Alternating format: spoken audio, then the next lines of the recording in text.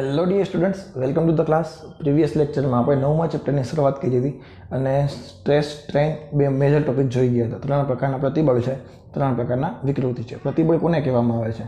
જ્યારે કોઈ પણ પદાર્થ પર એકમ ક્ષેત્રફળ દીઠ ઉદ્ભવતા પુનઃસ્થાપક બળને, જ્યારે કોઈ પણ પદાર્થને ખેંચવામાં આવે અથવા તો એને દબાવવામાં આવે ત્યારે પુનઃસ્થાપક બળ ઉદ્ભવે છે. તો બળ તમે 3 અલગ અલગ જગ્યા પણ લગાડી શકો અને એના આધારે 3 પ્રતિબળ હતા. પહેલું હતું સંગત પ્રતિબળ, કે જેમાં જે વિરૂપક બળ લગાડવાનું છે એ વિરૂપક બળની દિશા શું હતી?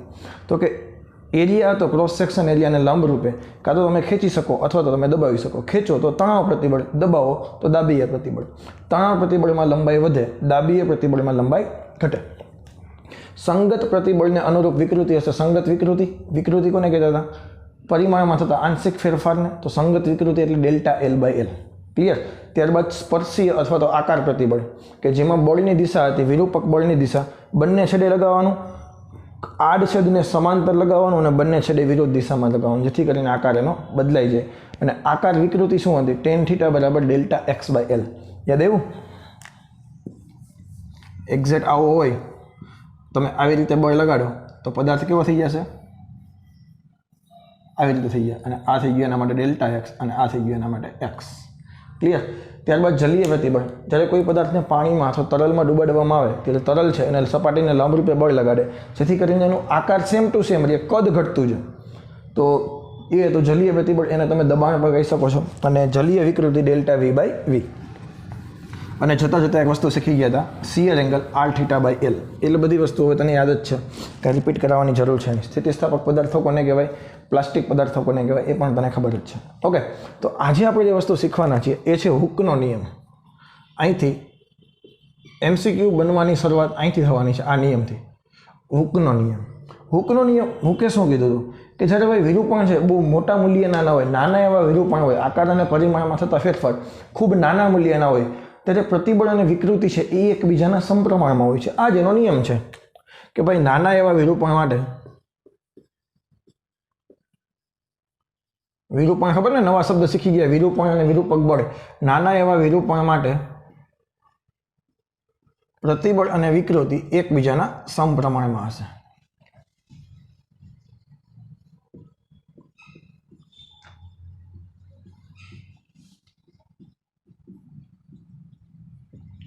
આ જ એના માટે નિયમ છે. જો આનું ફોર્મ્યુલા બનાવવા જઈએ તો આપણને ખબર છે પ્રતિબળ પ્રપોર્શનલ ટુ વિકૃતિ, એટલે કે સિગ્મા પ્રપોર્શનલ ટુ E લખી શકીએ વિકૃતિ માટે. અને સમપ્રમાણતાની નિશાની દૂર કરું તો કંઈક મારે અચળાંક મૂકવો પડે. એ અચળાંક માનો કે મેં K મૂક્યો છે, જ્યાં K છે એ અચળાંક છે અને એને નામ આપેલું છે સ્થિતિસ્થાપકતાનો અચળાંક.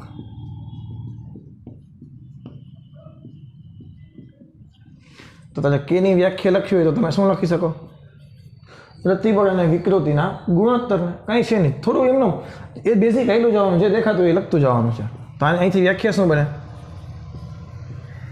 પ્રતિબળ અને વિકૃતિના ગુણોત્તરના શું કહે છે? સ્થિતિસ્થાપકતાનો અચળાંક કહે છે. આનો એકમ લખો હોય તો સિગ્મા પ્રતિબળ, પ્રતિબળનો એકમ શું થાય? ન્યૂટન પ્રતિ મીટર સ્ક્વેર. અને નીચે તો એકમ છે જ નહીં, તો નીચે એકમ નથી તો એક લખી નાખો ખાલી. તો આનો એકમ શું થશે? સ્થિતિસ્થાપકતાનો એકમ શું થશે? જે પ્રતિબળનો એકમ છે તે જ ન્યૂટન પ્રતિ મીટર સ્ક્વેર અથવા તો પાસ્કલ. પારિમાણિક સૂત્ર શું થાય કેનું? દબાણનું પારિમાણિક સૂત્ર જે છે તે M1 L1 T-2 છેદમાં L2. તો શું થશે? M1 L-1 T-2. એકદમ ઇઝી, કોઈ જાતનું ટેન્શન લેવાનું જ નથી. બધી વસ્તુ બેઝિક એમને હાલી જ આવશે. પરંતુ આ બધી વસ્તુ ક્યારે સાચી છે? હુકનો નિયમ છે પ્રતિબળ અને વિકૃતિ સમપ્રમાણમાં, બટ ક્યારે નાના એવા વિરૂપણ હોય ત્યારે. ઘણા બધા પદાર્થોમાં નિયમનું પાલન થતું પણ નથી. જેમાં વિરૂપણ બહુ વધારે હોય તો એવા પદાર્થોમાં નિયમનું પાલન થઈ શકે નહીં.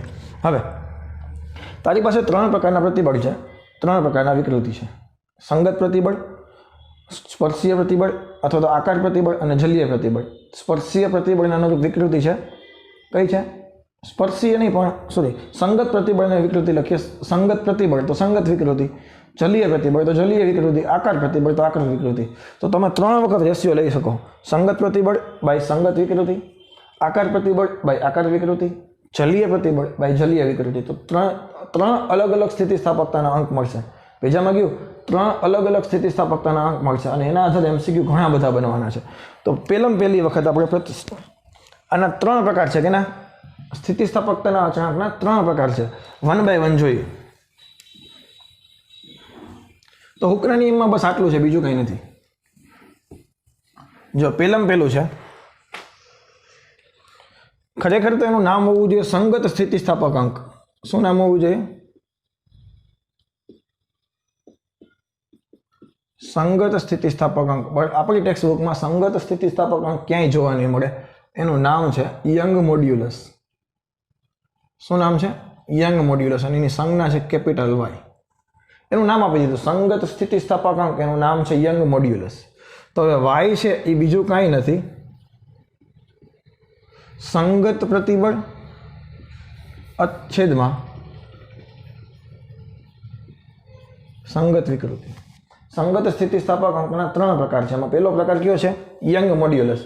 ઘણી વખત સંગત પ્રતિબળના બદલે ખાલી તણાવ પ્રતિબળ લખેલું હશે, કારણ કે તણાવ પ્રતિબળ અને દાબીય પ્રતિબળ બંને કિસ્સામાં વિકૃતિ સમાન સ્વરૂપમાં જોવા મળે. બંને માટે યંગ મોડ્યુલસના મૂલ્યો પણ સમાન જ હોય. એટલે ટેક્સ્ટ બુકમાં અહીંયા તણાવ પ્રતિબળના છેદમાં સંગત વિકૃતિ લખેલી હશે. ઓકે, તો ફોર્મ્યુલા લખું તો તણાવ પ્રતિબળ એટલે F/A પ્રતિબળનો ફોર્મ્યુલા, અને વિકૃતિનો ફોર્મ્યુલા શું થશે? ΔL/L. તો વાયનું ફોર્મ્યુલા તને અહીંથી મળી ગયું FL/A ΔL. છેદનો છેદ ઉપર ગયો પછી ખબર આ ફોર્મ્યુલા IMP છે ફોર MCQ. યંગ મોડ્યુલસનો formula FL/A ΔL. FL/A ΔL. આના આધારે ઘણા બધા MCQ બનવાના છે. અને યંગ મોડ્યુલસની કિંમત છે ધાતુઓ માટે છે ને ઘણી બધી વધારે હોય. શા માટે હોય એ પણ તને કહું. ધાતુઓ માટે વાયની કિંમત વધારે હોય.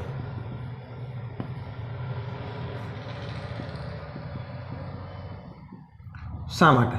કારણ કે ધાતુઓમાં તમે વિચારો નાના એવા વિરૂપણ કરવું હોય, નાની એવી વિકૃતિ ઉદ્ભવી હોય. હું તમને એમ કહું લોખંડમાં ΔL જેટલો વધારો કરવો છે, લોખંડનો સળિયો છે એમાં ΔL જેટલી લંબાઈ વધારવી છે, તો તણાવ પ્રતિબળનું મૂલ્ય કેવું રાખવું? બહુ વધારે બળ આપવું પડે ત્યારે વિરૂપક બળનું મૂલ્ય કેવું હોય? ઘણું બધું વધારે તમે ટાઈટ ખેંચો હોય ને ત્યારે ΔL બહુ નાનો એવો ફેરફાર થાય. એટલે આ નાના એવા હશે ΔL ત્યારે યંગ મોડ્યુલસ કેવા હોય? મોટા. તો ધાતુઓમાં ΔL નાના એવા હોય તો યંગ મોડ્યુલસ કેવા હોય? મોટા. ધાતુઓ માટે વાયની કિંમત કેવી હોય? મોટી હોય.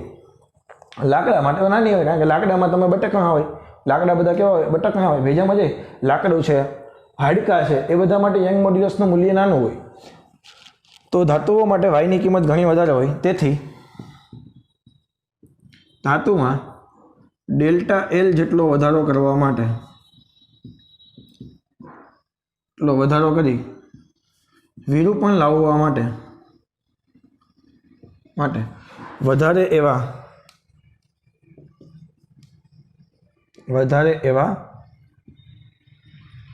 વિરૂપક બળની જરૂર પડે છે. બીજામાં જાય તો ધાતુઓ માટે વાયની કિંમત કેવી હોય છે? ઘણી વધારે હોય. તમે ટેબલ તમે જુઓ તમારી દર્પણમાં કે ટેક્સ્ટ બુકમાં, તમે એક ટેબલ તમને આપેલું છે. જો એમાં તમને કીધું છે એલ્યુમિનિયમ માટે યંગ મોડ્યુલસની કિંમત કેટલી છે? 70 ખાલી ટેબલમાં લખેલા છે, પણ ઉપર તમે એકમ જુઓ 10⁹ N/m². છે. એલ્યુમિનિયમ માટે તમે લખો વાય એલ્યુમિનિયમ તો 70 તો ટેબલમાં લખેલા છે, ઉપર એકમ જો 10⁹ છે, એટલે 70 × 10⁻² એલ્યુમિનિયમ માટે. યાદ રાખવાની જરૂર નથી, તમને ટેબલમાં આપેલા જ હશે, એટલે કંઈ યાદ રાખવાની જરૂર છે નહીં. પેજામાં ગયું લાકડું છે, હાડકું છે, કોન્ક્રીટ છે, કાચ છે. કાચ તો બહુ નાના, તો એવા બધા માટે યંગ મોડ્યુલસના મૂલ્યો પ્રમાણમાં કેવા હોય? નાના હોય. સમજાય છે? ઓકે, હવે જો તારના દ્રવ્યનો યંગ મોડ્યુલસ નક્કી કરવાની પ્રાયોગિક રીત. તમારે 11th પ્રેક્ટિકલ છે કે કોઈ પણ દ્રવ્ય તમને આપેલું હોય, ખબર નથી કયું મટીરિયલ છે, તારે એનો પ્રાયોગિક મતલબ પ્રેક્ટિકલ કરીને તારે એનો યંગ મોડ્યુલસ જોતો હોય તો એના માટેની એક મેથડ છે. એમાં શું કરવાનું? 2 તાર હોય, એક રેફરન્સ તાર છે કે ભાઈ પહેલાં સ્ટાર્ટિંગમાં બંને તારની લંબાઈ સેમ હતી. એક કયો તાર છે? રેફરન્સ તાર છે. એટલે આ રેફરન્સ તાર છે, એની નીચે એક નિશ્ચિત દળ લગાવી દે, નાનો એવું દળ લટકાવી દે, જેથી કરીને તાર સીધો ને સીધો રહે, બેન્ડ વળી જાય નહીં. નીચે એક દળ લટકાવી દે એટલે તાર સીધો ને સીધો રહેશે. સેમ એના લંબાઈનો એક તાર છે, સાંભળજો, L લંબાઈનો એક તાર છે. હવે એમાં તારે વજન મૂકતા જવાનું. માનો કે મેં M જેટલું વજન મૂક્યું તો mg જેટલો બળ નીચે તરફ લાગશે. બળ કેટલું લાગશે? mg જેટલું બળ નીચે તરફ લાગશે, જેને કારણે આની લંબાઈ વધતા માનો કે આટલી વધીને કેટલી થઈ ગઈ? ΔL થઈ ગઈ. ઓરિજિનલ લંબાઈ કેટલી હતી બેયની? LL લંબાઈ હતી. તો જે કંઈ વધારો થયો છે એ વર્નિયર સ્કેલની મદદથી તમે માપી શકો. જે કંઈ વધારો થાય છે એ તમે કેની મદદથી માપી શકો? વર્નિયર સ્કેલની મદદથી માપી શકો. અને વર્નિયર સ્કેલનું જે રીડિંગ હશે એ શું બતાવશે? ડેલ્ટા એલ બતાવશે.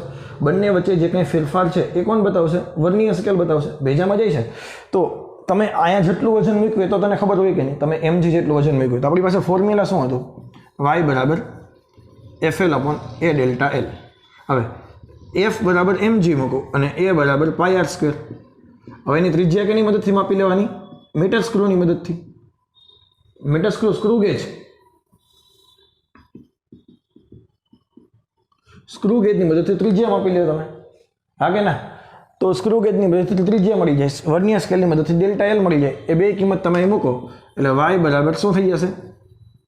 mgl પાઈ આર સ્ક્વેર ડેલ્ટા એલ. બધી ડેટા તારી પાસે હશે. યંગ મોડ્યુલસ મળે કે ન મળે? બધા ડેટા તારી પાસે હોય. યંગ મોડ્યુલસ મળે કે ન મળે? એકદમ ઇઝી પ્રેક્ટિકલ છે.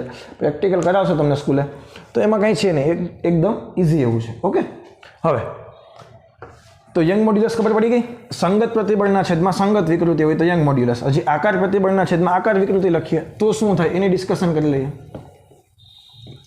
ત્યારબાદ સંગત સ્થિતિસ્થાપકાંક, એનું નામ હતું યંગ મોડ્યુલસ. હવે નવો છે આકાર સ્થિતિસ્થાપકાંક.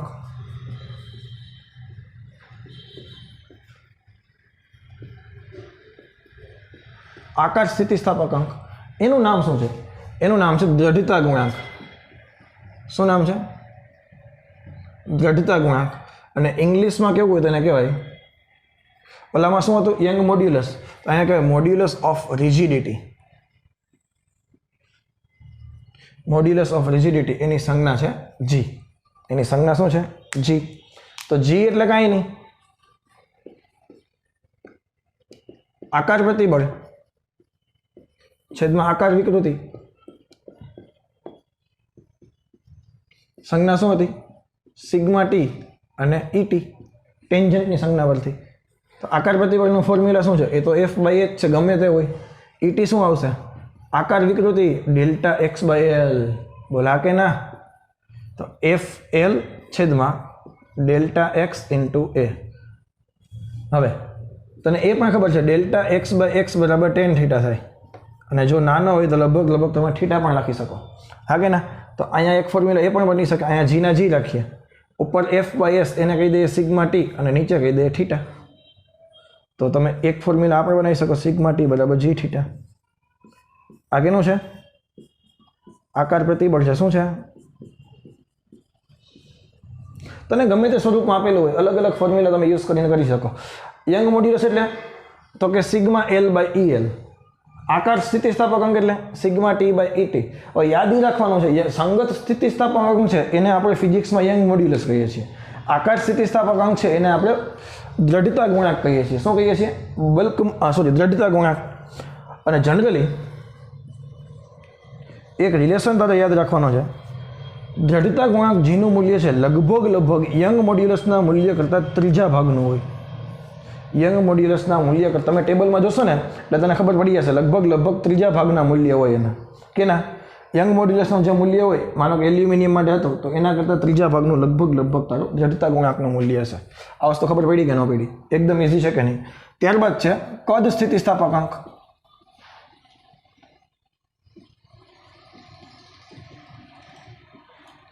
એનું નામ છે બલ્ક મોડ્યુલસ. સંજ્ઞા છે એની કેપિટલ બી. સંજ્ઞા શું છે એની? Capital B. તો બલ્ક મોડ્યુલસ એટલે બીજું કંઈ નથી. શું છે? કદ સ્થિતિસ્થાપકાંક, અથવા તો એને કહેવાય જલીય સ્થિતિસ્થાપકાંક.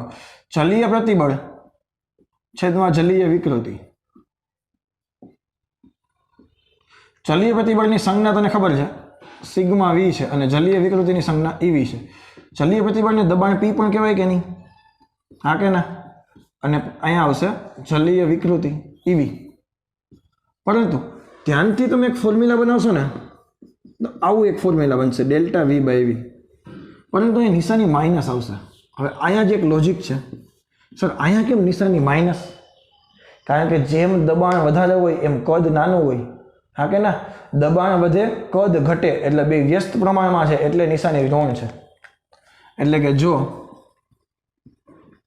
દબાણ વધારે તો કદ ઓછું, એટલે ઋણ નિશાની એવી છે. ઋણ નિશાની શું દર્શાવે છે કે દબાણ ધન હોય તો કદ વિકૃતિ છે, જલીય વિકૃતિ છે એ ઋણ હોય, એના હિસાબે નિશાની માઇનસ છે. બીજામાં જઈએ તો બલ્ક મોડ્યુલસનો ફોર્મ્યુલા થશે -P/Δv/V. એમાં કંઈ ડાઉટ રહેવો જોઈએ નહીં. યંગ મોડ્યુલસ y બરાબર, ચલો એક એક વખત બધાના ફોર્મ્યુલા કહી દઉં. y બરાબર તો કે σl/EL, g બરાબર σt/ET અને b બરાબર σv/EV.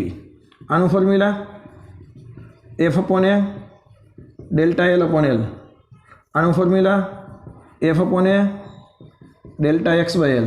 આનું ફોર્મ્યુલા F/A ન લખવું તો P/Δv/V. બટ નિશાની કેવી તો કે માઇનસ. અહીંયા થશે FL/ΔL. અહીંયા થશે FA/θ. લખો, θ લખી શકો કે ન લખી શકો. અને એક વસ્તુ ખબર હોવી જોઈએ, G બરાબર y/3. આટલી વસ્તુ નવી હતી. ઓકે, તો આમાં કંઈ એટલું બધું અઘરું છે નહીં. તો 3 પ્રકારના સ્થિતિસ્થાપક અંક ક્યાંથી લખ્યા? હુકના નિયમને આધારે. એટલી વસ્તુ ખબર હોવી જોઈએ.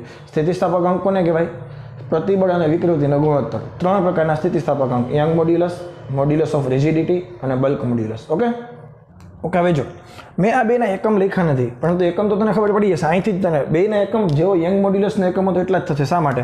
કારણ કે વિકૃતિને કોઈ એકમ હોય નહીં, વિકૃતિને કોઈ એકમ હોય નહીં. ઉપર પ્રતિબળ છે, પ્રતિબળનો એકમ શું થાય? ન્યૂટન પ્રતિ મીટર સ્ક્વેર. તો જીનો એકમ પણ ન્યૂટન પ્રતિ મીટર સ્ક્વેર, બીનો એકમ પણ ન્યૂટન પ્રતિ મીટર સ્ક્વેર. આ વસ્તુ ભૂલાઈ જવી જોઈએ.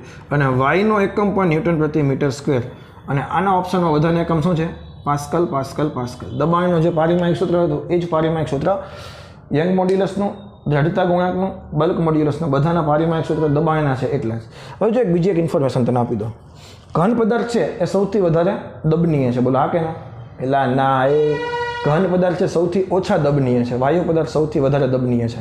તો બલ્ક મોડ્યુલસ તમને શું બતાવે? બલ્ક મોડ્યુલસ ઘન પદાર્થ માટે કેવું હોવું જોઈએ? તો મને કયો છે? ઘન પદાર્થમાં તમે દબાણ વધારો તો કદમાં થતો ફેરફાર કેવો હોય? બહુ નાનો એવો હોય, હા કે ના? એના કરતાં પ્રવાહીમાં વધારે હોય, એના કરતાં વાયુમાં વધારે હોય. તો ઘન પદાર્થ માટે બલ્ક મોડ્યુલસનું મૂલ્ય સૌથી ઓછું હોય. ઘન પદાર્થ માટે બલ્ક મોડ્યુલસનું મૂલ્ય, ઘન પદાર્થ માટે બલ્ક મોડ્યુલસ સૌથી ઓછો, એના કરતાં પ્રવાહી વધારે અને એના કરતાં વાયુનો વધારે. એટલે વાયુ છે સૌથી વધારે દબનીય હોય અને ઘન પદાર્થ સૌથી ઓછા દબનીય હોય. ક્લિયર? તો આના ઉપરથી એક નવી ડેફિનેશન છે દબનીયતા. આ લખો લખી નાખજો, MCQમાં કામ લાગે આવું.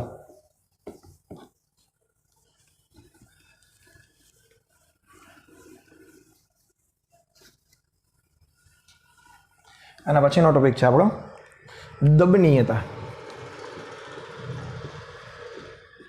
એની સંજ્ઞા છે કે. તો કાંઈ છે એની ફોર્મ્યુલામાં? બલ્ક મોડ્યુલસ બી ના વ્યસ્તને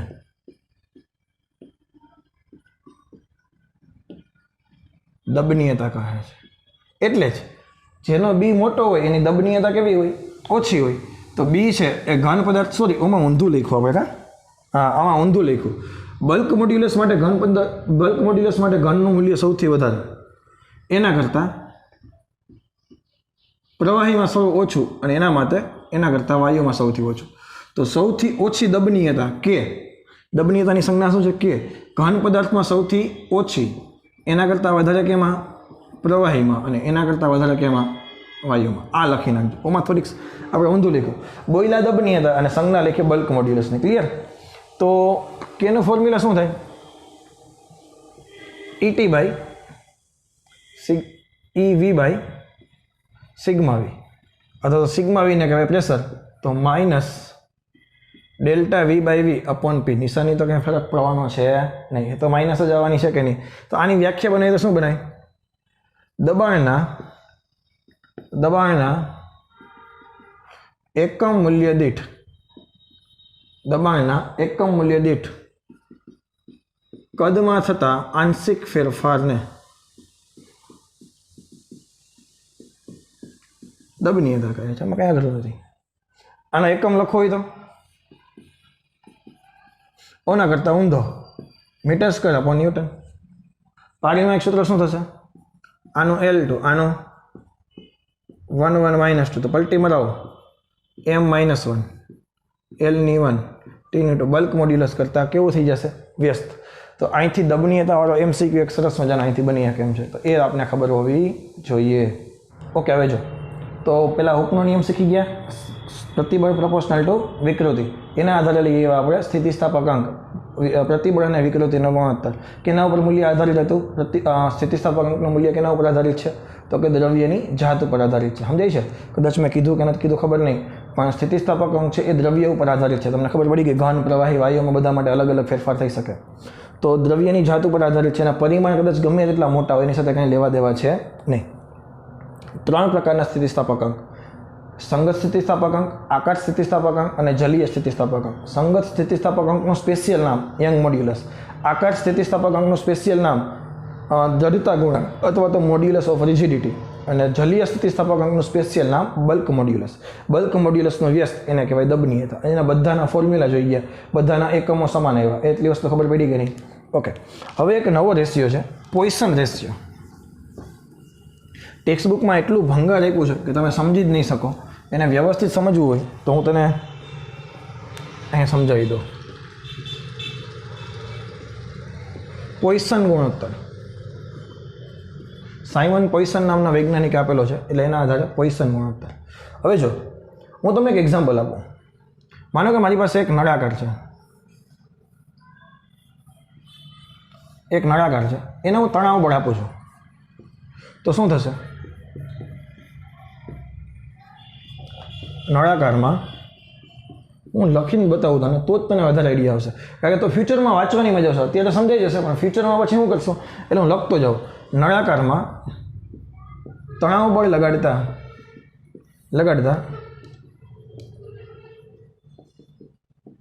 લંબાઈમાં શું થાય છે? વધારો થાય છે. બોલો હા કે ના? એ ચોખ્ખી વાત છે. પરંતુ એરિયામાં ઘટાડો થાય છે. હા કે ના? બધાને ખબર છે કે નહીં? હવે એરિયા દર્શાવવા માટે આપણે 2 વસ્તુનો યુઝ કરીએ, કાં તો આરનો યુઝ કરીએ કે કાં તો આપણે ડાયામીટર વ્યાસનો યુઝ કરીએ કે. તો એરિયાને બતાવવા માટે જેટલા પરિમાણની જરૂર પડે ને એના માટે હું નવું નામ આપું છું. જોજે, એરિયાને દર્શાવવા જે પરિમાણ જરૂરી છે તેને પાર્શ્વિક પરિમાણ કહે છે. તેને કેવા કહે છે? પાર્શ્વિક પરિમાણ કહે છે. આ ખબર પડી? એરિયાને દર્શાવવા માટે જે પરિમાણનો ઉપયોગ થાય એને શું કહેવાય? પાર્શ્વિક પરિમાણ કહેવાય. તો એનો મતલબ એવો થયો કે તણાવ બળ આપતા લંબાઈ વધે છે અને પાર્શ્વિક પરિમાણ ઘટે છે. એનો મતલબ શું થયો? તણાવ બળથી, કારણ કે આ તો એલ વધશે એટલે આર તો નાની થશે ને, વ્યાસ પણ નાનો થશે. હા કે ના? તણાવ બળથી લંબાઈ વધે અને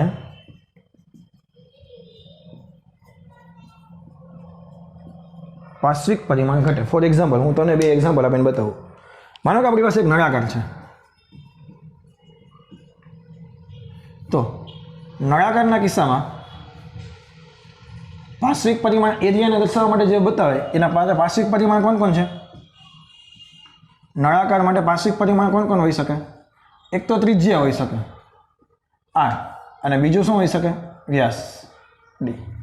ક્લિયર? તો આમાં જે ત્રુટિ તારે દર્શાવી હોય, પાર્શ્વિક પરિમાણની જે ત્રુટિ દર્શાવી એ કેવી રીતે દર્શાવાય? પાર્શ્વિક પરિમાણમાં ત્રુટિ, અથવા તો તમે એને કહી શકો વિકૃતિ. તો કેવી રીતે દર્શાવાય? ત્રિજ્યાની વિકૃતિ કેવી રીતે દર્શાવાય? ત્રિજ્યામાં થતો ફેરફાર છે એમાં મૂળ ત્રિજ્યા. અને વ્યાસની દર્શાવી તો કેવી રીતે દર્શાવાય? Delta D by D. આ સમજાય કે નહીં? હું તને કોન્સેપ્ટ તરફ લઈ જઈ રહ્યો છું. જેમ આટલી વસ્તુ સમજાતી છે કે નહીં? માનો કે મારી પાસે બીજું એક્ઝામ્પલ છે, લંબઘન છે. કેવું છે?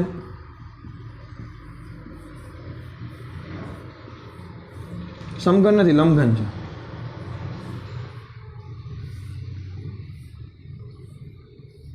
તો માનો કે આ એની એલ છે, આ એના માટે બી છે, અને આટલી એના માટે એચ છે. તો અહીંયા આ એનો આડછેદ છે કે નહીં? એરિયા અથવા એક કાઉન્સ કરીને લખી નાખજો, આડછેદ. એરિયા આખોની આડછેદ. તો અહીંયા પાર્શ્વિક પરિમાણ શું થશે? એરિયા દર્શાવવા માટે બે પરિમાણની જરૂર પડે. ક્યાં ક્યાં? એક બીની અને એક એચની. પહેલી ખબર, કારણ કે લંબાઈ આડછેદનો એરિયા દર્શાવતો નથી. તો અહીંયા પાર્શ્વિક પરિમાણ થશે બી અને એચ. તો એમાં વિકૃતિ કેવી આવી શકે? પાર્શ્વિક વિકૃતિ. એક તો ડેલ્ટા બી બાય બી અને ડેલ્ટા એચ બાય એચ. આ વસ્તુ ખબર પડી ગઈ તને? આટલી વસ્તુ ખબર પડી ગઈ નહીં? તો પોઇસન રેશિયો બીજું કાંઈ નથી. પોઇસન ગુણોત્તર બીજું કાંઈ નથી. પાર્શ્વિક વિકૃતિ છેદમાં સંગત વિકૃતિ. સર તમને સર કેમ સંગત જ લખી? કારણ કે આ એની સંગત જ વધી ને. આ એના કેવા પરિમાણ થઈ ગયા? પાર્શ્વિક પરિમાણ થઈ ગયા. આ એનું કેવું પરિમાણ થઈ ગયું? સંગત પરિમાણ થઈ ગયું. અહીં લખવું જ લખી નાખો. નળાકાર છે તો એનું સંગત પરિમાણ શું થયું? એની લંબાઈ થઈ. લંબઘન છે તો એનું સંગત પરિમાણ શું થયું? તો એની પણ લંબાઈ થઈ. તો આને સંગત પરિમાણ કહેવાય. એરિયા દર્શાવવા માટે જે પરિમાણ વપરાય એને કહેવાય પાર્શ્વિક પરિમાણ. ખબર પડી તને? આડછેદ દર્શાવવા માટે જે પરિમાણ વપરાય એને કહેવાય પાર્શ્વિક પરિમાણ, અને બાકી જે લંબાઈ છે એ તમારું અક્ષને રિલેટેડ જે કંઈ હોય એને કહેવાય સંગત પરિમાણ. તો પોઇસન ગુણોત્તર બીજું કાંઈ નથી, પાર્શ્વિક વિકૃતિના છેદમાં સંગત વિકૃતિ છે. પાર્શ્વિક વિકૃતિના છેદમાં સંગત વિકૃતિ છે. એક એક્ઝામ્પલ આપું તમને હું. જો નળાકારના કિસ્સામાં લખવી હોય પોઇસન રેશિયો, એની સંજ્ઞા છે મ્યુ. શું છે? મ્યુ. નળાકારના કિસ્સામાં મ્યુ લખવો હોય તો અહીં શું આવે? ડેલ્ટા આર બાય આર છેદમાં ડેલ્ટા એલ બાય એલ. અથવા વ્યાસના સ્વરૂપમાં લખવું હોય તો delta D by D delta L by L. ખબર પડી? પોઇસન રેશિયો એકમ હોય, એકમ રહિત. શા માટે? ઉપર વિકૃતિ, નીચે વિકૃતિ. વિકૃતિ પાછી પરિમાણ રહિત છે. તો આનું પારિમાણિક સૂત્ર શું થાય? M0 L0 T0. તો આ થઈ ગયો પોઇસન રેશિયો. વ્યવસ્થિત કંઈક સમજાવવું તો જોઈએ ને. પાર્શ્વિક વિકૃતિના છેદમાં સંગત વિકૃતિ આપી દે, કોને કહેવાય એ આપણને ખબર હોય નહીં, તો આપણને કાંઈ આવડી શકે નહીં. અને એક બે પોઈન્ટ આમાંથી જોઈને કહું છું તને હું. પોઇસન રેશિયો છે એનું મૂલ્ય છે એ દ્રવ્યના પ્રકાર ઉપર આધારિત છે. કયા દ્રવ્ય માટે છે? લોખંડ માટે છે, એલ્યુમિનિયમ માટે છે, કોપર માટે છે. તો એના પાર્શ્વિક પરિમાણમાં આવતી વિકૃતિ, સંગત પરિમાણમાં આવતી વિકૃતિ બધામાં અલગ અલગ હોઈ શકે. કારણ કે તણાવ બળ આપવાથી બધામાં થતો ફેરફાર અલગ અલગ હોઈ શકે. ક્લિયર? અને સ્ટીલ માટે આનું મૂલ્ય યાદ રાખવાનું છે 0.28 થી 0.30. સ્ટીલ માટે પોઇસન રેશિયો કેટલો છે? 0.28 થી 0.30. અને એલ્યુમિનિયમ માટે છે આનું મૂલ્ય લગભગ 0.33 છે. કેટલું છે? એલ્યુમિનિયમની જેટલી બી મિશ્ર ધાતુ છે એના માટે આનું મૂલ્ય કેટલું હશે? 0.33. તો આ ડેટા તારે યાદ રાખવાનો છે. ઓકે? અને આ જે પોઇસન રેશિયો છે અને પોઇસન રેશિયોની કિંમત ક્યારેય 0.5 કરતાં વધારે ના હોઈ શકે. હું તને સાબિત કરીને બતાવું. પોઇસન રેશિયોની કિંમત ક્યારેય પણ 0.5 કરતાં વધારે હોઈ શકે નહીં. આપણે સાબિત કરી દઈએ. એક નળાકારનું એક્ઝામ્પલ લઈને આ વસ્તુ હું જે બોલ્યો છું એને તમને સાબિત કરી દઉં. પછી ઉદાહરણ અને સ્વાધ્યાયના દાખલા જોઈએ. પછી એક લેક્ચરની થિયરી બાકી છે અને એકાદા બે લેક્ચરના દાખલા બાકી છે. પછી બીજું કંઈ છે નહીં. માનો કે નળાકાર હોય,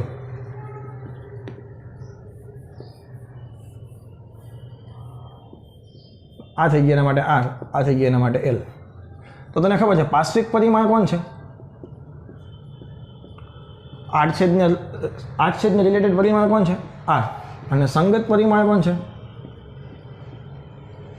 એલ. ક્લિયર? તો પોઇસન રેશિયો મ્યુ તારે જોતું હોય તો પાર્શ્વિક વિકૃતિ ડેલ્ટા આર બાય આર છેદમાં ડેલ્ટા એલ બાય એલ. તો જો મારે ડેલ્ટા આર બાય આરની કિંમત લખવી તો શું થાય? Mu into delta L by L. આ અહીંયા આવ્યા. આટલી ખબર પડી? હવે આ નળાકારનું કદ શું થાય જોતું હોય તો મારે? નળાકારનું કદ છે V બરાબર A ઇન્ટુ એલ, એટલે કે V બરાબર પાય આર સ્ક્વેર. જો મારે ત્રુટિના સ્વરૂપમાં લખવું હોય તો ડેલ્ટા V બાય V. પાય અચળ છે, અચળમાં ત્રુટિ 0. આની ત્રુટિ થઈ ગઈ, ઘાત આગળ આવે 2 ડેલ્ટા આર બાય આર વત્તા ડેલ્ટા એલ બાય એલ. બીજું ચેપ્ટર યાદ આવ્યું ને તને? ડેલ્ટા V બાય V બરાબર 2 ડેલ્ટા આર બાય આરની કિંમત મૂકો mu into delta L by L.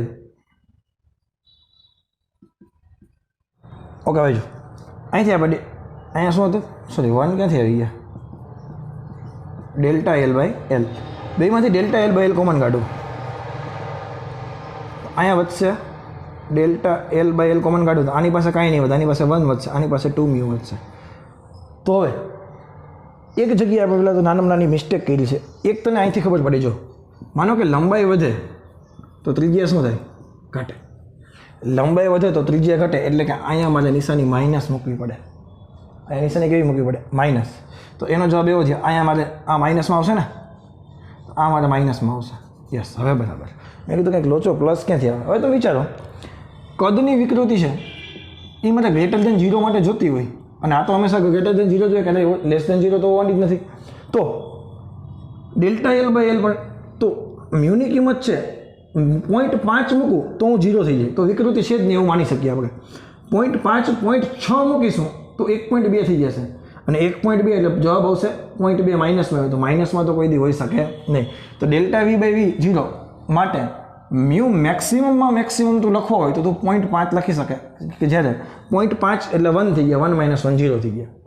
પેજામાં ગયું ડેલ્ટા વી બાય વી બરાબર 0 માટે તો આટલું લખી શકે. હવે એના કરતાં તારે જો ગ્રેટર દેન 0 જોતી હોય તો મ્યુની કિંમત છે એ હંમેશા 0.5 કરતાં નાની આવે. ડેલ્ટા વી બાય વી 0 કરી દો, ત્રુટિ છે જ નહીં, તો મેક્સિમમમાં મેક્સિમમ 0.5. ત્રુટિ રાખવી હોય કંઈક તો એના કરતાં તો ઓછી લેવી પડે, બાકી તો માઇનસમાં જવાબ આવે ભાઈ, બોલા કે ના. તો આ વસ્તુ તમે સાબિત કરી શકો. સાબિતી જરૂર નથી, ખાલી તને ખબર હોવી જોઈએ કે પોઇસન રેશિયો છે એ લેસ દેન 0.5 હોય. સમજાય છે? ઓકે, હવે જો એક્ઝામ્પલ પેલું તમે જુઓ. તમને શું કીધું છે કે એક સ્ટ્રક્ચર સ્ટીલના સળિયાની ત્રિજ્યા, એક માનો કે સ્ટીલનો સળિયો છે, એની તમને ત્રિજ્યા આપેલી છે 10 mm. હું ડેટા નહીં મૂકું, ખાલી ફોર્મ્યુલા બતાવી દઈશ. આજના લેક્ચરમાં કેલ્ક્યુલેશનનું કામ તમારું છે. 1 મીટર છે, તેને લંબાઈની દિશામાં 100 કિલોન્યુટનના બળ દ્વારા તેને ખેંચવામાં આવે છે.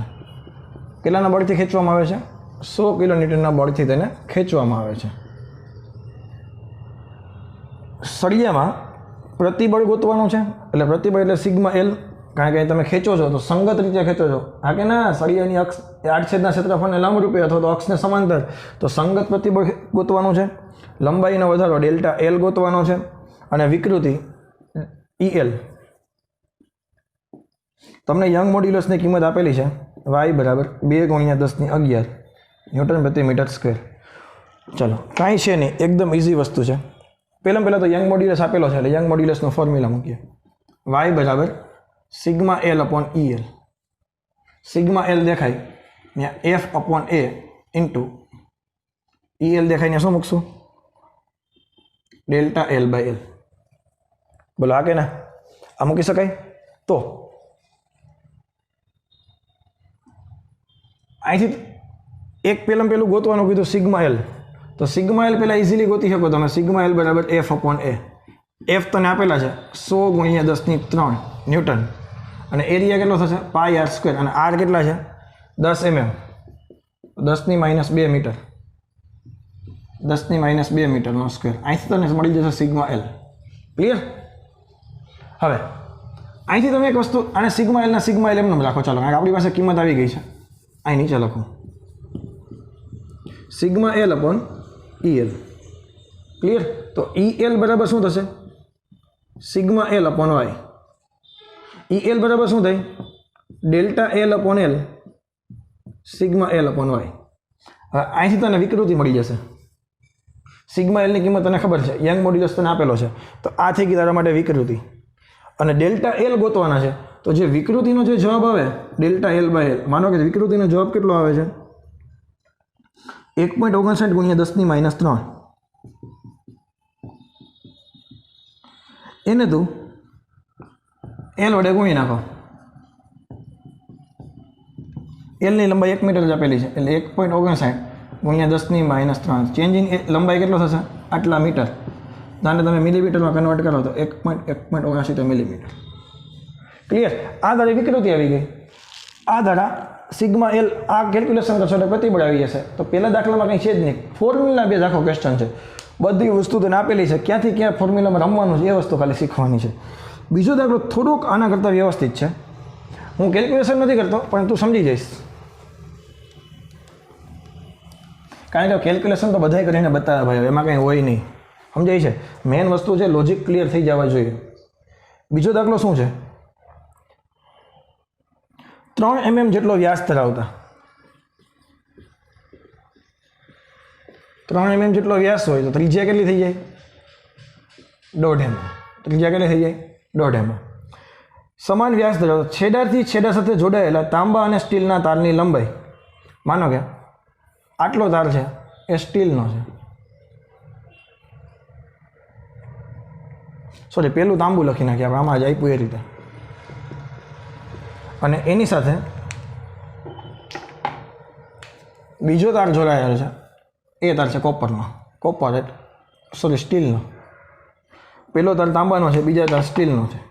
લંબાઈ તમને આપેલી છે, તાંબાની લંબાઈ LC, સ્ટીલની લંબાઈ LS, કોપર પરથી ક્લિયર. તો LC તને આપેલા છે કેટલા છે? 2.2 મીટર. સ્ટીલની લંબાઈ કેટલી આવેલી છે? 1.6 મીટર. ડેટા બનાવો તો આવડી જાય એટલે બધી વસ્તુ ઇઝી. જ્યારે તેમને બોજ વડે ખેંચવામાં આવે છે, ફોર એક્ઝામ્પલ હવે આને આકૃતિ આપણે ઊભી કરી દઈએ, આ તાંબુ, આ સ્ટીલ,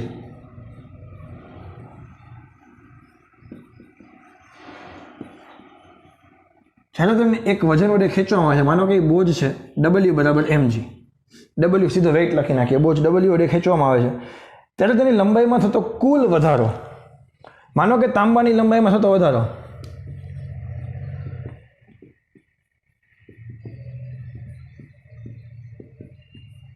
માનો કે ડેલ્ટા LC છે, અને સ્ટીલની લંબાઈમાં થતો વધારો માનો કે ડેલ્ટા LS છે. તો બેનો કુલ વધારો તને આપેલો છે, મતલબ ડેલ્ટા LC વત્તા ડેલ્ટા LS બે ભેગા થઈને તને કેટલા આપેલા છે? 0.70 ગુણ્યા 10⁻³ મીટર તને આપેલા છે. લાગુ પાડેલ બોજ W મેળવવાનો છે. તારી પાસે YC નું ફોર્મ્યુલા અને YS બેની કિંમત તને આપેલી છે. હવે છે ને આ એક ઇક્વેશન તને આપેલું છે, તને યંગ મોડ્યુલસની કિંમત આપેલી છે. તો યંગ મોડ્યુલસની કિંમત શું થાય?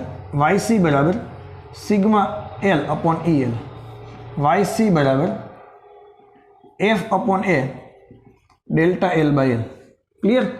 બટ અહીંયા જે બળ છે એ તને બોજ આપેલો છે, સીધો W, F બરાબર W લખી નાખે, W બરાબર mg. દળ નથી પૂછ્યું, દળ પૂછવું હોત તો mg લખત, તને સીધું શું પૂછ્યું છે? બોજ એટલે કે વેઇટ પૂછેલું છે. તો F બરાબર W મૂકો તો આ ફોર્મ્યુલા શું થઈ જાય? કોપર માટેની જનરલ સમીકરણ y બરાબર WL upon A delta L. અહીંથી ડેલ્ટા L ને કરતા બનાવી નાખો. ક્લિયર? તો અહીંથી હું બે ફોર્મ્યુલા લખી શકું. કેવી રીતે? કોપર માટે લખવું હોય તો બેમાં W તો સેમ છે, W into LC A into YC. શા માટે? એરિયા બેનો સેમ છે. શા માટે? બેની ત્રિજ્યા સમાન, તેથી એરિયા બેમાં કેવો આવશે? સમાન. હું દાખલો તને સમજાવવાની કોશિશ કરું છું, કેલ્ક્યુલેશન તો તને આવડે જ છે. આ બીજામાં કેવું? W into LC upon A upon YC. હવે આના માટે લખવું હોય તો W into LS A upon YS બરાબર. ક્લિયર? બેમાંથી W અપોન A કોમન કાઢી લ્યો. શું હોય તો LC upon YC LS upon YS બરાબર 0.70 ગુણ્યા 10⁻³. ક્લિયર? આ વસ્તુ તમે લખી નાખી હશે, આકૃતિમાં ચેકી નાખવું. હવે જો કેલ્ક્યુલેશનમાં કાંઈ છે નહીં, એરિયા અલગથી ગોત્યું તો એરિયા અલગથી ગોતલ્યો. એરિયા બરાબર πr², પાઈ દેખાય ત્યાં 3.14, r² દેખાય ત્યાં 1.5 ગુણ્યા 10⁻³ ક્લિયર? W ને કરતા બનાવવું માટે W જોઈએ ને, W ને કરતા બનાવવું તો આપણી પાસે કિંમત કેટલી છે? 0.7 ગુણ્યા 10⁻³. એરિયા અહીંયા ગયો, એરિયા ક્યાં ગયો? અંશમાં ગયો. તો એરિયા દેખાય ત્યાં 3.14, 15 15 225 એટલે 2.25 ગુણ્યા 10⁻6. આ થઈ ગયો એરિયા. આ કેનો ફોર્મ્યુલા છે? એરિયાનો. ડિવાઇડેડ બાય આખો કાઉન્સ છેદમાં આવ્યો કે નહીં? LC upon YC LS upon YS. હવે અંશનું તમે તમારી રીતે કેલ્ક્યુલેશન કરજો. 0.7 3.14 2.25 10⁻6 10⁻3 10⁻9. સાંભળી જાય. LC કેટલા છે? 2.2. કોપરનો યંગ મોડ્યુલસ કેટલો છે? 1.1 ગુણ્યા 10⁻11 વત્તા આની લંબાઈ કેટલી છે? 1.6. સ્ટીલની, સ્ટીલનો યંગ મોડ્યુલસ કેટલો છે? 2 ગુણ્યા 10⁻11. ક્લિયર? હવે અહીંથી જો 1.1 આ બે વધ્યા અને આ વધશે 0.8, તો અહીં શું થયું 0.7 ગુણ્યા 3.14 2.25 ગુણ્યા 10⁻9, આ 2 ગુણ્યા 10⁻11 થયા વત્તા 0.8 ગુણ્યા 10⁻11 થયા, એટલે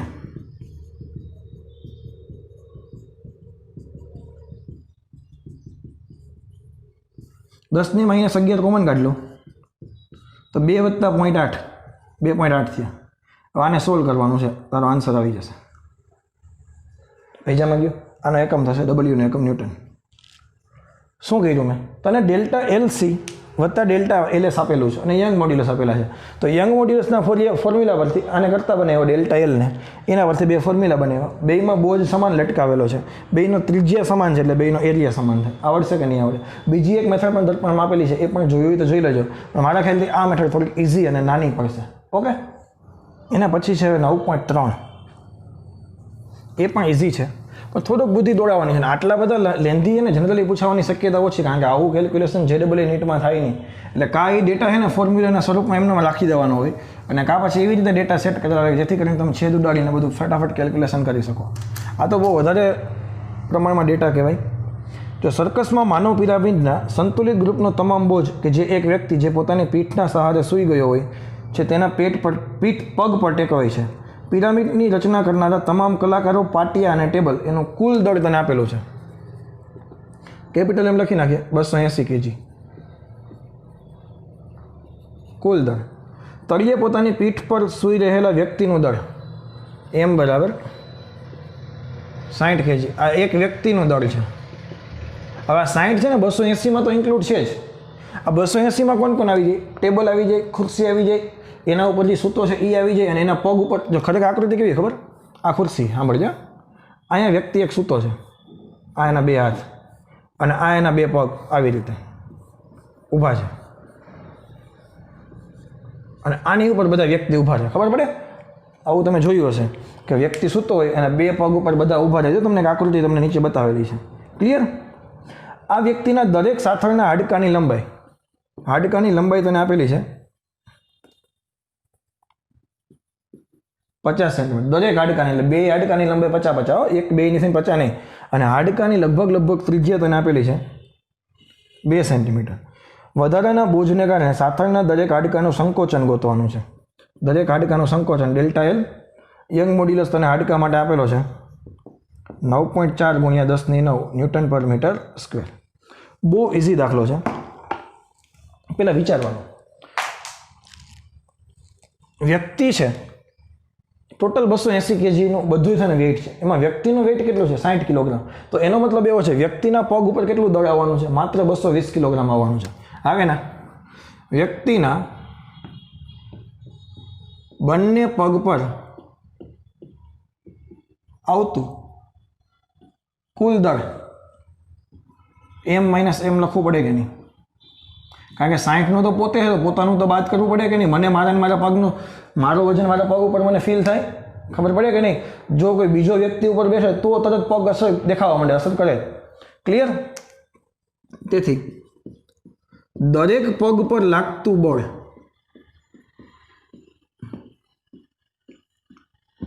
કુલ બળ M' ભાગ્યા 2. કારણ કે 220 kg તો બે પગ ઉપર આવે છે. 220 kg તો બે પગ ઉપર આવે છે. એક પગ ઉપર કેટલું આવે? 110 ઇન્ટુ, એટલે મેં શું લખીને કે ભાગ્યા 2 કરી નાખ્યા. આ થઈ ગયા 110 1100 ન્યૂટન. દરેક પગ પર કેટલું બળ આવે છે? 1100 ન્યૂટન બળ આવે છે. હવે યંગ મોડ્યુલસ બરાબર શું આવે? દરેક પગમાં આંશિક સંકોચન જોતું હોય, દરેક પગમાં હાડકાનું સંકોચન કાંઈ છે નહીં. શું કરશું? યંગ મોડ્યુલસનો ફોર્મ્યુલા y બરાબર F/L F/A ડેલ્ટા L/L. તો શું થઈ ગયું? FL/A delta L. Delta L ને બનાવી દો કરતા FL/AY. F કેટલા છે? 1100. L કેટલા છે? 0.5 મીટર. 50 સેન્ટીમીટર બોલે તો 0.5 મીટર. એરિયા કેટલો થશે? પાઈ. અને r² કેટલો થશે? 0.02 મીટર છે ને, તો 0.02 નો સ્ક્વેર. અને યંગ મોડ્યુલસ કેટલો થશે? 9.4 ગુણ્યા 10⁹. આ ધારો આન્સર, આ ધારો આન્સર. જે કંઈ આન્સર આવે એને સોલ્વ કરી નાખો. આટલો જવાબ આવશે ધારો મીટરમાં. પણ મીટરમાં તો કોઈ દી સંકોચન થાય નહીં. મીટરમાં સંકોચન થાય એટલે તો 10⁻5 ઘણી બધી. જો જવાબ શું છે 4.56 × 10⁻5 એટલે 4.56 મિલીમીટર. 4.56 × 10⁻2 મિલીમીટર. અને પોઈન્ટ આના વડે ભાંગી નાખો તો 0.0456 મિલીમીટર. આટલું સંકોચન થાય. 1 mm સંકોચન થાય ને હાડકાનું તોય આપણને ખબર પડે. એટલે હાડકાનું સંકોચન માઇનોર એવું થાય. 1 mm નો 100મો ભાગ છે. 1 mm ના 100મા ભાગ જેટલું આપણા હાડકાનું સંકોચન થાય. ક્યારે આપણે નહીં, મતલબ આજે કલાકાર હતો એના પગ ઉપર જ્યારે બાકીનું 220 કિલોગ્રામ વજન આવશે ત્યારે હાડકાનું, બાકી તો પગ નાનો ન થઈ જાય. સેન્ટીમીટરમાં સંકોચન થતું હોય તો પગ નાનો ન થઈ જાય, પરંતુ બહુ માઇનોર એવું સંકોચન થાય. 1 mm ના પણ 100મા ભાગ જેટલું સંકોચન છે એટલે ખબર પડે નહીં. પેજામાં જાય છે તો એકદમ ઇઝી એવો દાખલો હતો. આમાં કંઈ એટલું બધું ટફ છે નહીં. ઓકે, એના પછી છે હવે 9.4.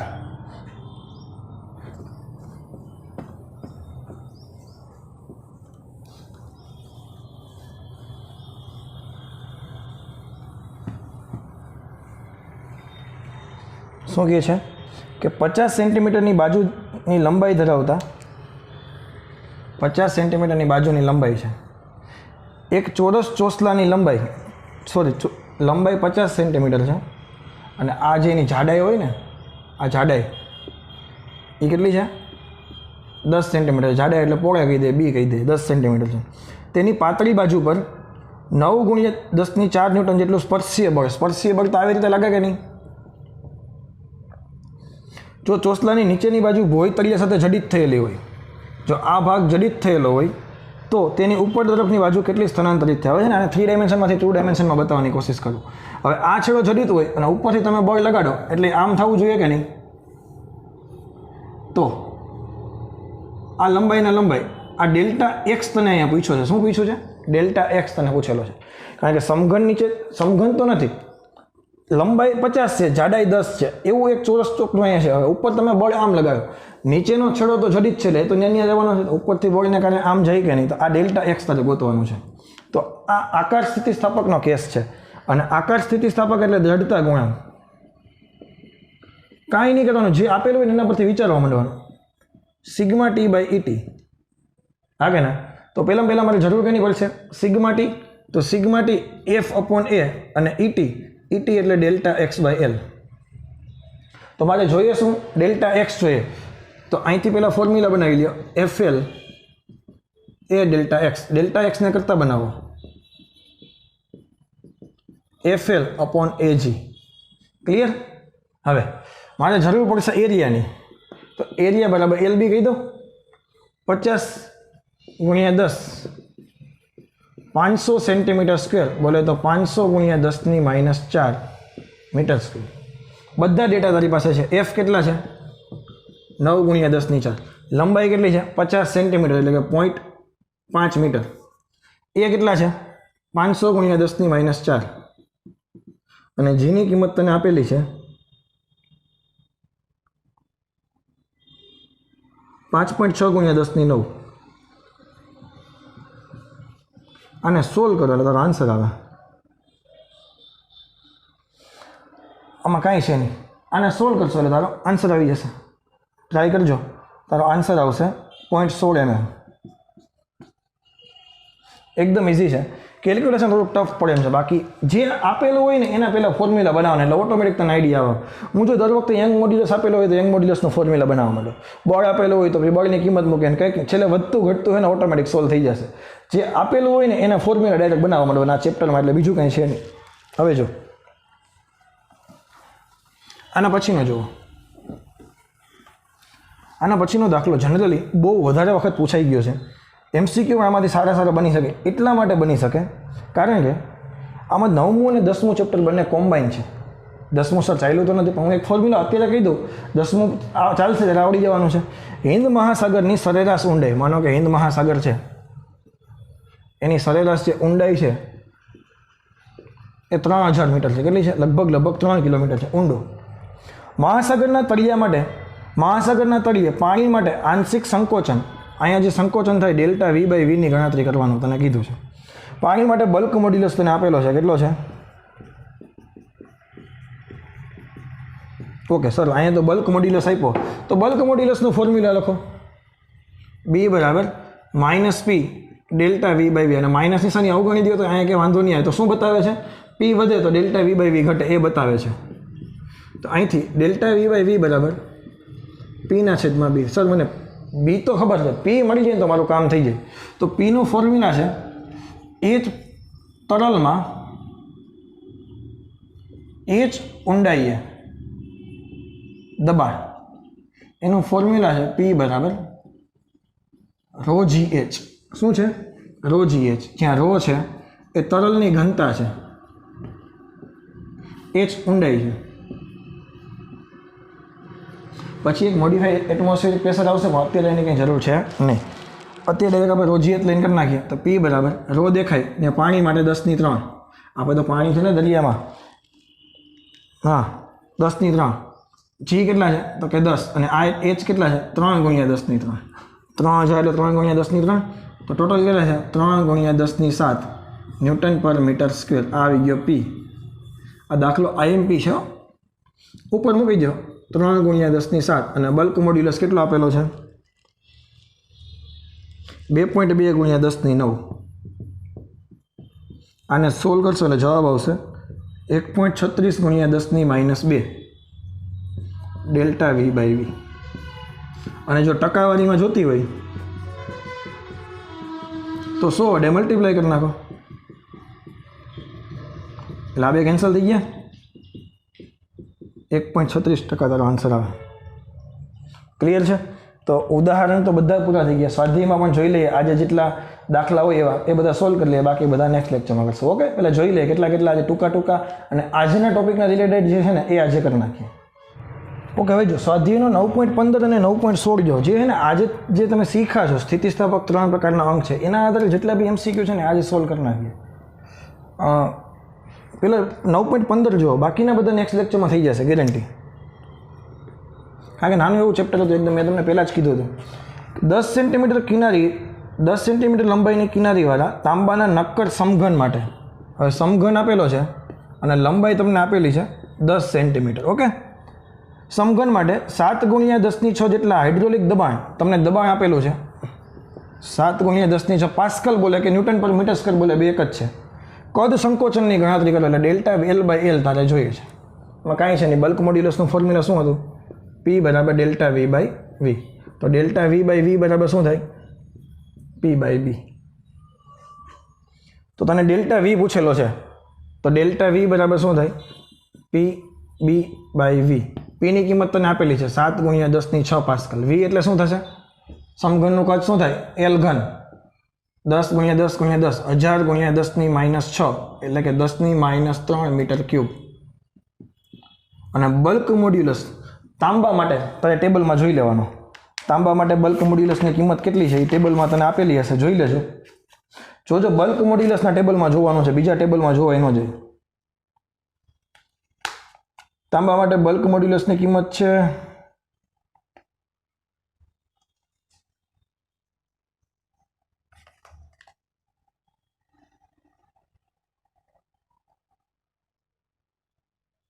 આમાં એક આમને ઓકે આપેલો જ છે આપણા રકમમાં 1.4 × 10⁻11.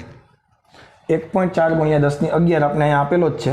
તો હવે તમે આને સોલ્વ કરો, તારો જવાબ આવી જશે. નિશાની માઇનસ હોય તો માઇનસ લખવાની છૂટ છે. તો માઇનસ શું બતાવે છે કે દબાણ વધે તો કદ ઘટે, એટલે જવાબ આવશે તારો 0.05 સેન્ટીમીટર ક્યુબ. માઇનસ જેને આપણે નથી લખી તો માઇનસ નહીં આવે. ઓકે, એમાં કાંઈ છે નહીં. 16મો દાખલો જુઓ. થોડું કેલ્ક્યુલેશન કરવાની પ્રેક્ટિસ રાખજો. 1 લીટર પાણીનું સંકોચન ટકાવારીમાં આપ્યું, એનો મતલબ શું થાય? ડેલ્ટા વી બાય વી × 100 બરાબર 0.10 તને આપેલા છે. તો ખાલી ડેલ્ટા વી બાય વી બરાબર શું થાય? 0.10/100. ક્લિયર? દબાણમાં કેટલો ફેરફાર કરવો પડે પાણી માટે? તો બી બરાબર P/ડેલ્ટા વી બાય વી. તો પીની કિંમત જોઈએ તો B × delta V by V. Bulk modulus પાણી માટે કેટલો થાય? ટેબલમાં જોઈ લેવાનું. 2.2 ગુણ્યા અને ઉપરથી 10⁹ લેજો પાછા. ઉપરથી 10⁹ લેવાના. અને આનો જવાબ તને આપેલો છે 0.10/100. સોલ્વ કરેલો તારો આન્સર આવે. ટેબલમાં બલ્ક મોડ્યુલસની કિંમત તારે જોવી પડશે. ઓકે, કાંઈ અઘરું છે નહીં. તો આ બે દાખલા હતા કે જે ઇઝીલી તમે કરી શકતા હતા, એટલે તને મેં હોમવર્કમાં આપી દીધા છે, જોઈ લેજો ખાલી. ઓકે, હવે જો સ્વાધ્યાયનો 9.1. હવે તમને એમ થાય સર આડાવડું કેમ હાલે? લેક્ચરમાં લોડિંગ ન થાય ને, તમને જેવું આવડે એવું આજે કરી લઈએ, એટલે છેલ્લે એક લેક્ચરમાં જે મારે વસ્તુ વધારે કહેવાની હોય એટલી મારે કહેવાની થાય, બાકી બધું તમે આજે સોલ્વ કરી નાખો. 9.1 જુઓ, 4.7 સેન્ટીમીટર લંબાઈ, 4.7 મીટર લંબાઈ અને એરિયા કેટલો આપેલો છે? 3 × 10⁻5 મીટર સ્ક્વેર. આડછેદનું ક્ષેત્રફળ ધરાવતો સ્ટીલનો ધાર. આ ડેટા કેના માટે છે? સ્ટીલ માટે છે. અને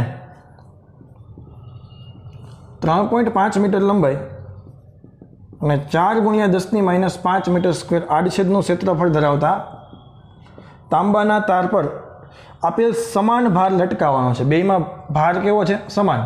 એટલે F = W કહી દો, અથવા તો સ્ટીલ માટે FS અને તાંબા માટે FW, બંને કેવા છે?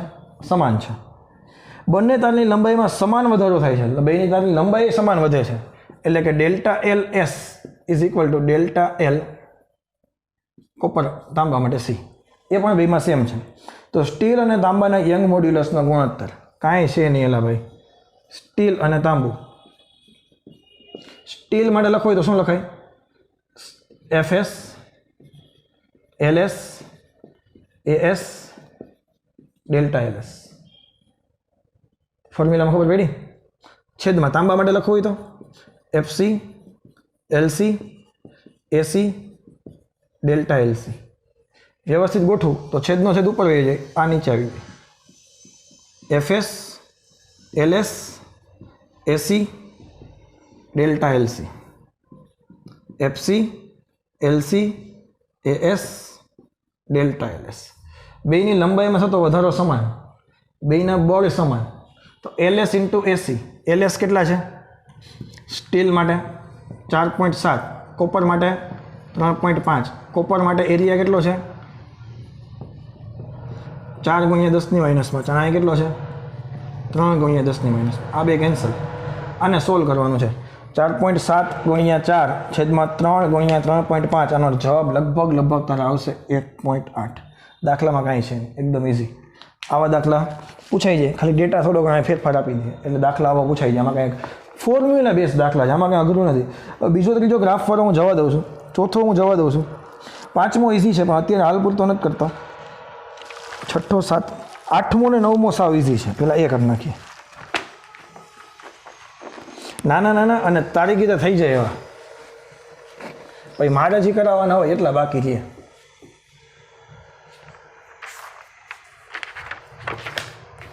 ટૂંકમાં મારે લખવાનું જેટલું બોર્ડ ઉપર વધારે હોય એવા પછી રાખશું. ટીક કરતા જ એટલે ખબર પડે કે રહી નથી જતો ને. એક લંબચોરસ આડછેદનું ક્ષેત્રફળ તમને આપેલું છે, એરિયા 15.2 mm ગુણ્યા 19.1 mm. લંબચોરસના આડછેદનું ક્ષેત્રફળ ધરાવતા તાંબાના એક ટુકડાને, તાંબુ આપેલું છે, એક ટુકડાને 44,500 ન્યૂટનના તણાવ બળથી ખેંચવામાં આવે છે, જેથી સ્થિતિસ્થાપક વિરૂપણ ઉદ્ભવે. તો ઉદ્ભવતી વિકૃતિની ગણતરી કરો. હવે ખેંચવાની વાત આવે એટલે યંગ મોડ્યુલસ તને યાદ આવવો જોઈએ. તો યંગ મોડ્યુલસ બરાબર શું થાય? σL/EL. ક્લિયર? તો તારે EL જોઈએ, વિકૃતિ તને પૂછી તો σL/y. σL દેખાય અહીંયા F/AY. પતી ગયો દાખલો. F કેટલા છે? 44,500. એરિયા લખો હોય તો 15.2 19.1 10⁻3 10⁻3 10�6 થઈ ગઈ. અને તાંબાનો યંગ મોડ્યુલસ ટેબલમાંથી જોઈને લખવાનો થશે 1.2 × 10⁻11. ત્યાં 120 આપેલા હશે અને ઉપર 10⁹ હશે, એટલે અહીંયા 120 × 10⁹ કરશો ને તો પણ હાલશે. આને સોલ્વ કરો એટલે તારો જવાબ આવે. આમાં ક્યાં ક્યાં અઘરું છે? એકદમ ફોર્મ્યુલા બેઝ વસ્તુ છે, એટલે જ હું તમને આપું, બાકી થોડા આપું કંઈ. નવમો જોવો, સ્કી વિસ્તારમાં ઉડન ખટોલાનો આધાર એક સ્ટીલનો કેબલ છે. ઉડન ખટોલા હવે બધાને ખબર છે, જૂનાગઢમાં આપણે આવી ગયું ને. એક સ્ટીલના કેબલ ઉપર બધી વસ્તુનો આધાર છે, જેની ત્રિજ્યા 1.5 સેન્ટીમીટર મહત્તમ પ્રતિબળ એટલે સિગ્મા. ખાલી બોલની એફ સંજ્ઞા લખી ન આવતા, એકમ તો ખબર પડે ને, 10⁸ ન્યૂટન પર મીટર સ્ક્વેર એટલે ફોર્સ અપોન એરિયા થાય. તો કેબલ દ્વારા કેટલા મહત્તમ ભારને આધાર આપી શકાય? કાંઈ છે નહીં. શું આવશે? યંગ મોડ્યુલસનું ફોર્મ્યુલા લખો. આનો યંગ મોડ્યુલસ, આ તો સિગ્મા ડાયરેક્ટ આપ્યો ને તો ડાયરેક્ટ લખી નાખો, યંગ મોડ્યુલસની જરૂર નહીં પડે. સિગ્મા બરાબર એફ અપોન એ. બોલ તને પૂછ્યું તો સિગ્મા ઇન્ટુ એ. સિગ્માના સિગ્મા એ દેખાય અહીંયા પાય આર સ્ક્વેર. દાખલો થઈ ગયો પૂરો. સિગ્મા આપ્યો, પાય ખબર, આર ખબર, દાખલો થઈ ગયો પૂરો. આમાં ક્યાં ક્યાં કરવું છે? પછી 10, 11 થોડાક લેન્થી દેખાય છે, 12મોય લેન્થી દેખાય, 13મોય લેન્થી દેખાય, 14મો એક નાનો એવો છે, એ પેલા કરાવી દો. 10 એટમોસ્ફેરિક જેટલા હાઇડ્રોલિક દબાણ. હવે જો દબાણ તને છે ને 10 ATM આવ્યું, એટમોસ્ફેરિક એટલે કે વાતાવરણ દબાણ. અને એક વાતાવરણ દબાણ બરાબર બધાને ખબર હશે, કદાચ કેમેસ્ટ્રીમાં આવી ગયું હશે, 1.013 × 10⁵ ન્યૂટન પર મીટર સ્ક્વેર. આવી ગયું નથી આવ્યું કે બાકી છે? જોઈ લેજો આવી ગયું કે નથી આવ્યું. બાકી કેમેસ્ટ્રી અને ફિઝિક્સમાં બેમાં એટમોસ્ફેરિક પ્રેશર તો બેમાં સેમ જ હોય, ખબર ને? તો ચોસલા માટે કદના આંશિક ફેરફારની ગણતરી કરો, એટલે કે ડેલ્ટા V/V તને પૂછ્યું છે. તો એક જ ફોર્મ્યુલા છે ભાઈ, ક્યુ B બરાબર P ડેલ્ટા V/V. તો ડેલ્ટા V/V તને પૂછ્યું તો P/B. P કેટલા છે? 10 × 1.013 × 10⁵. અને બલ્ક મોડ્યુલસ કેના માટે છે? કાચના ચોસલા માટે. તો કાચનો બલ્ક મોડ્યુલસ ટેબલમાંથી જોવાનો, એક્ઝામમાં તમને આપેલો હોય, યાદ નહીં રાખવાનો. કેટલો આપેલો છે? 37 × 10⁹ હશે. અને સોલ્વ કરો એટલે ડેલ્ટા V/V આવે.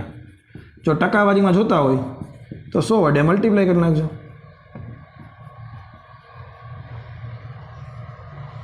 ક્લિયર? તો આટલા નાના દાખલા હતા એ બધા મેં તને કરાવી દીધા છે. હવે અમુક દાખલા આજે કરી નાખીએ જે મારે લખવું પડે એવું છે, જેથી કરીને નેક્સ્ટ લેક્ચરમાં વધારે દાખલા આવે નહીં. સ્વાધ્યાયનો 9.5 જોવો. ચાલો હવે આ 2 દાખલા હું કરાવી દઉં, 5મો અને 7મો, પછી આજના લેક્ચરને ફિનિશ કરીએ. કારણ કે આજે ઘણા બધા દાખલા થઈ ગયા છે અને અઘરા છે એ આજે નહીં કરીએ, એટલા બધા આપણે એ નેક્સ્ટ લેક્ચરમાં કરશું. કારણ કે ઉદાહરણ બધા પૂરા થઈ ગયા, સ્વાધ્યાયના પણ ઘણા બધા ચાલી ગયા છે, એટલે નેક્સ્ટ એકાદા લેક્ચરમાં ચેપ્ટર પૂરું થઈ જશે. થોડોક વધારે લાંબો લેક્ચર કરી નાખશો એટલે NCERT પ્રમાણે આખું ચેપ્ટર પૂરું થઈ જાય. 9.7 જુઓ, સોરી 9.5 પહેલાં જુઓ. ચાલો 0.25 સેન્ટીમીટર વ્યાસ ધરાવતા D બરાબર 0.25 સેન્ટીમીટર. તો ત્રિજ્યા કેટલી થશે?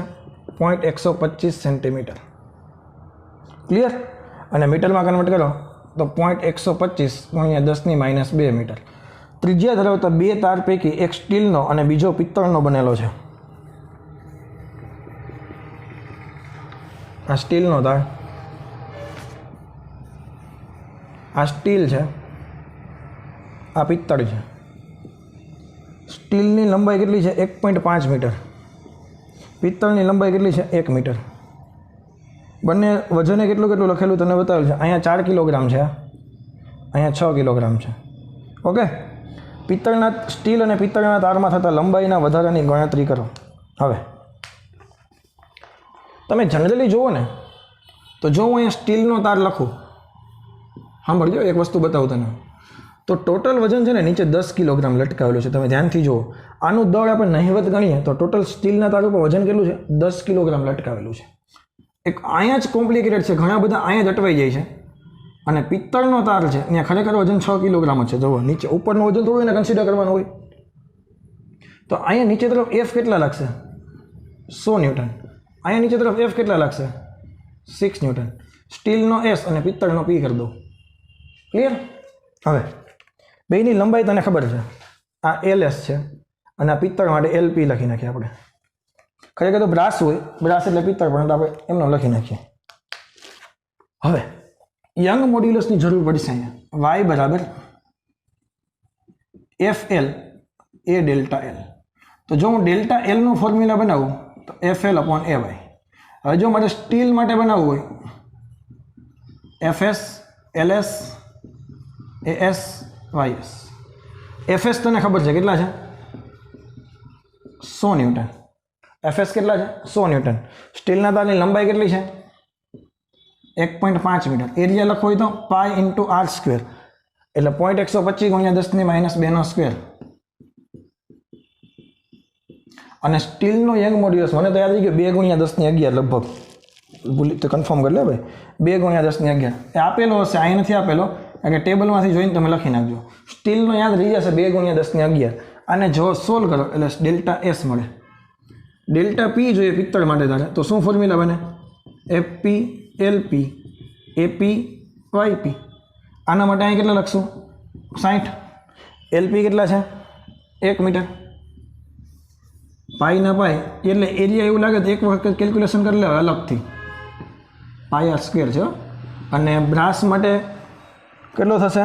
પિત્તળ માટે 0.91 × 10⁻11. અહીંથી તારે આનો આન્સર આવશે. છે બધું ફોર્મ્યુલા બેઝ, પણ થોડુંક લોજિક લગાવવાનું છે, બાકી એટલું બધું કંઈ છે નહીં. અને આજના લેક્ચરનો 7મો દાખલો કરી લઈએ અને ચેપ્ટરને આજના લેક્ચરને અહીંયા ફિનિશ કરીએ.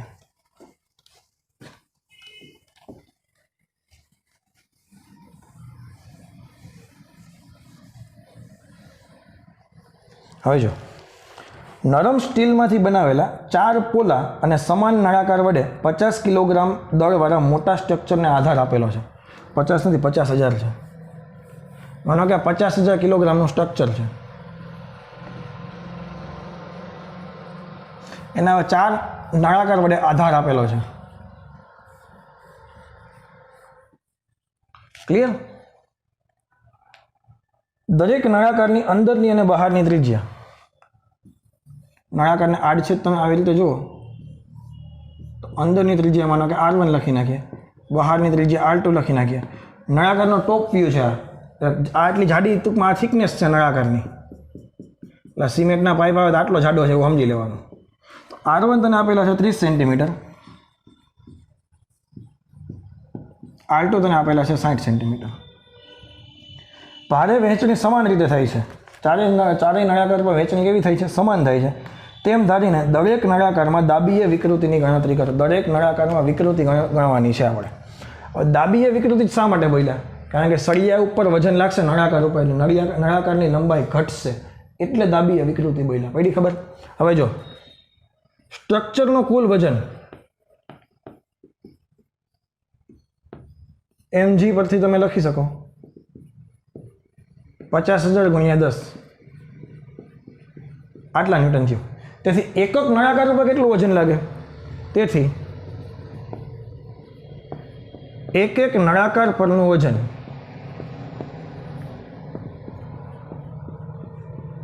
ભાગ્યા 4. આનો જવાબ કેટલો આવે છે? 12,25,00. આટલું એકક નળાકાર ઉપર વજન, એટલે આપણે એને કહી દઈએ F. ક્લિયર? હવે યંગ મોડ્યુલસનો ફોર્મ્યુલા યુઝ કરું. મારે દાબીય વિકૃતિ જોઈએ ને, શું કીધું? હા, તો મારે ડેલ્ટા L/L જોઈએ, અથવા તો એક સ્ટેપ આમ કરી નાખો, આપણે હજી ઓછું લખવું પડે, એટલે સિગ્મા L/EL. તો EL બરાબર સિગ્મા L/Y. ક્લિયર? તો EL છે, સિગ્મા L કેટલા થશે? તો કે ફોર્સ અપોન એરિયા, અને Y નળાકાર કેનો છે? સ્ટીલનો છે. અને સ્ટીલ માટે યંગ મોડ્યુલસ 2 × 10⁻11. તારી પાસે F છે, તારી પાસે Y છે, તારી પાસે હજુ A છે નહીં. તો આનો એરિયા કેવી રીતે લખો? સર તમે તેમ કહેતા હતા કે πr² એરિયા લખાય, તો અહીંયા πr² કેવી રીતે લખવા? તો પેલા બારોબારની ત્રિજ્યાનો એરિયા લખી નાખવાનો πr². એમાંથી અંદરની ત્રિજ્યાનો વાત કરી નાખું તો ખાલી મટીરિયલનો મળે કે નહીં મને? જો આખું છે એ πr² છે, અંદરનું આટલું ખાલી છે એ πr1² છે, તો બેની બાદબાકી કરી નાખું તો મને આટલો ભરેલો ભાગ મળે કે ન મળે? તો આનો જવાબ શું આવે? πr² - r1². તો F દેખાય ત્યાં કેટલા લખી નાખશું? અત્યારે એક સ્ટેપ લખી નાખીએ, ચલો વધારે. F દેખાય ને 12,25,00, 3.14. આ થઈ ગયા 0.3 સેન્ટીમીટર, આ થઈ ગયા 0.6 મીટર. તો 0.6નો વર્ગ 0.36, 0.3નો વર્ગ 0.09, અને બલ્ક મોડ્યુલસ Y 2 × 10⁻11. આને સોલ્વ કરો એટલે તને ડાયરેક્ટ વિકૃતિ ડેલ્ટા L/L મળી જાય. એકની મળે, ચારેયની જોતી હોય તો મલ્ટીપ્લાય બાય 4. ક્લિયર છે? તો બસ આજે આટલું રાખીએ છીએ. ઘણા બધા દાખલા થઈ ગયા, ઘણી બધી થિયરી ચાલી ગઈ છે. કેટલી થિયરી ચાલી? હૂકનો નિયમ, 3 પ્રકારના સ્થિતિસ્થાપક અંક, યંગ મોડ્યુલસ, બલ્ક મોડ્યુલસ અને modulus of rigidity. Modulus of rigidity G બરાબર y/3 એક ફોર્મ્યુલા યાદ રાખવાનું. ત્યારબાદ પોઇસન રેશિયો, પાર્શ્વિક વિકૃતિના છેદમાં સંગત વિકૃતિ, એ બધું ચાલી જાય પછી 5 ઉદાહરણ અને સ્વાધ્યાયના ઘણા બધા દાખલા થઈ ગયા હતા. તો આજનો લેક્ચર કમ્પેરેટિવલી થોડોક મોટો હતો અને ઘણી બધી વસ્તુ આજે શીખવાની હતી. ઓકે, તો આશા રાખું છું કે આજે ખબર પડી ગઈ હશે. Thank you very much. Have a nice day.